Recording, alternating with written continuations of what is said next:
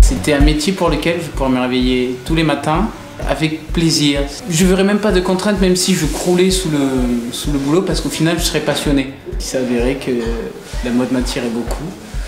Et puis j'ai fait pas mal d'écoles avant d'atterrir à Chardon-Savart qui m'a beaucoup plu.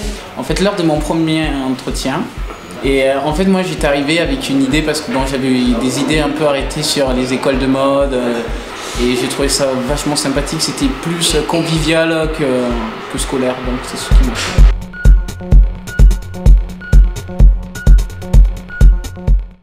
On a eu plusieurs cours, notamment en cours de volume, infographie, atelier création, infomode. C'est ce qui est vraiment sympa, on touche à tout, afin de développer notre créativité, de voir vraiment plus loin, de faire des musées. La mode s'inspire de tout, donc il faut savoir sortir, faut savoir regarder et s'inspirer de tout, quoi. Même quand on marche dans la rue, on peut voir de très belles choses.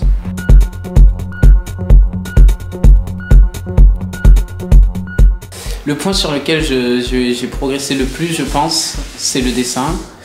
Parce que je n'avais vraiment avant aucune notion et pour moi c'était quasi impossible que j'arrive à dessiner quelque chose. Et quand je vois ce que je fais aujourd'hui, eh ben, je suis surpris. Oui, rien qu'un corps, un nu, des cours de nu pour moi, dessiner un corps nu, les muscles, tout ça c'était hyper compliqué. Pour moi c'était impossible à faire.